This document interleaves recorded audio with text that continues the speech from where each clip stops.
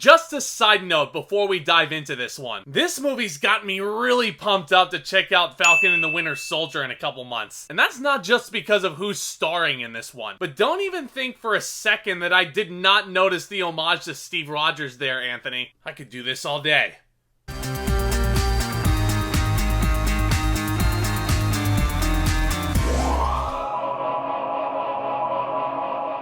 What's going on, ladies and gentlemen? Welcome back to my channel, and yep, here we are, yet another brand new movie review, and as always, I thank you all so much for stopping by, and I hope you enjoy your stay. This time around, we are hopping onto Netflix to take a look at this brand new sci-fi war action thriller type movie, Outside the Wire. This one was directed by Mikael, who's brought us such films as 1408 and Escape Plan. This one's quite the departure for him, isn't it? And this one's set in the near future, 2036 to be exact, where a drone pilot played by Damson Idris is sent into a deadly militarized zone, and he must work with an android officer played by producer Mackie to locate a doomsday device. So just getting right down to it, this film definitely looks like it could be something really neat. I really liked the whole concept behind it. And after finishing it, guys, there were some things that I think really worked about it, but there's unfortunately a couple of big elements that really just don't sit well with me. And they unfortunately really hold this movie back from being this instant classic war thriller. And I'll get to those in just a minute, but let's first discuss what really works about Outside the Wire, the two leading performances. This is essentially Damson Idris's character's story, and he's working with Mackie as almost a punishment for some traitorous actions, and he does give a fine performance here. I think Idris has shown that he's perfectly capable of leading his own film. I kind of wish the character he was playing was a little bit more interesting than he was, but for what it is, it's still a pretty fine performance. Mackie, though, clearly steals the show. This character is so damn cool, guys. The CGI on him is unlike anything else I've ever seen. The CGI, yeah, it can be hit or miss with him, but without giving too much away, all I'll say is this was a pretty unique character design, so bonus points to the filmmakers for coming up with this. And Mackie himself, of course, really charismatic, such a dynamic presence. He's just so fun to watch, isn't he? And he is a badass as well, especially in these action sequences. And that was gonna be my next topic of discussion. This is some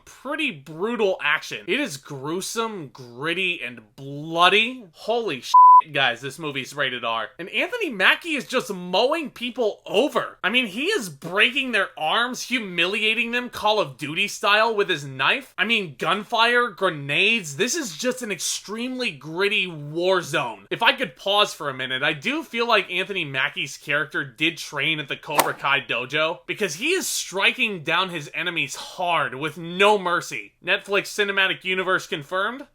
Maybe. And I really respect Mikael Håfström's direction for the most part. He really does make us feel like we're in this war zone. And I really dig that approach. It really did feel like I was in a first-person shooter a lot of the time. Yes, much like a Call of Duty, it really does feel like I'm in a Call of Duty game almost, especially in terms of the scenic design. It really does look like a Call of Duty map. I mean, the movie is really neat to look at a lot of the time, but I do take a little bit of an issue with Håfström's approach to the action aspect. I appreciate the fact that he's really making us feel like we're in this war zone, but there is just way too much shaky cam for my liking. Like, I understand the feeling of being in this war zone, and there is some nifty sound design to help out with that. I mean, ears are ringing, bombs are going off everywhere, but these sequences and these action set pieces are all really cool. Mackie fighting off these big robot soldiers, or Gumps as they call them. I mean, that's all really cool stylistically, but I just wish that these were directed with a little bit more stability. I think I would have put in a few more wide shots to truly give us the big scope of this war zone. And, you know, not so much shaky cam. Also, while I'm at it, this editing also, I would have liked some longer takes in this action. Because I swear, if you watch this movie, you'll know what I'm talking about.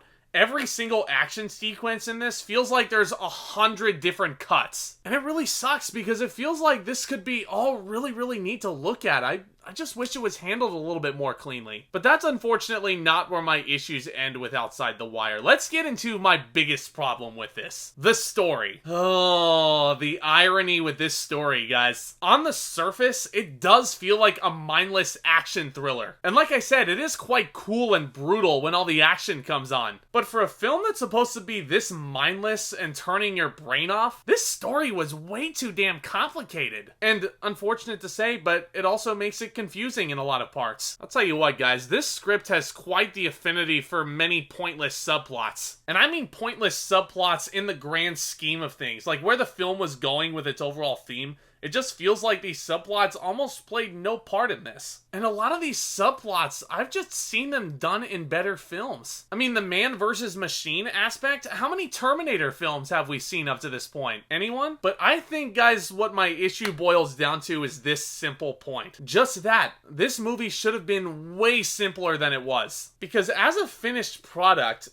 do you guys know what Outside the Wire is? This is a 10-episode miniseries, all confined and constricted down within a 2-hour runtime. And I think for all of these subplots to work, they needed more time. I personally feel like this would have been way better as a miniseries. Because if you give them more time, it gives me more time to care about all these things. Now, while I admire the overall ambition of Outside the Wire, I mean, with all the things it's trying to accomplish, as a final product, it just feels way more complicated than it needed to be, and it unfortunately works to its overall detriment. I'm gonna give Outside the Wire a C. For a turn-your-brain-off movie, this had my brain spinning. And trust me, that's not just because of all the shaky cam. All that said, though, I didn't hate this movie, and I'm glad I saw it. I just don't think I need to see it ever again. But what do you guys think of Outside the Wire? Did you enjoy it? Did you not? Have you even seen it yet? I would love to discuss all of those thoughts down there in the comments with you. If you guys are enjoying this content, and if you guys are looking for a place to continue discussing cinema and all things entertainment, I think this channel may be the one for you. So if you're new here or you haven't yet,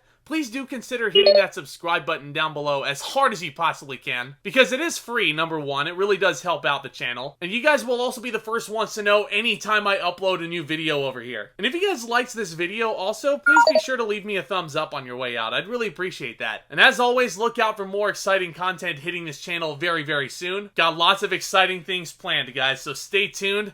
You guys are awesome. With all that being said, back talk, commence.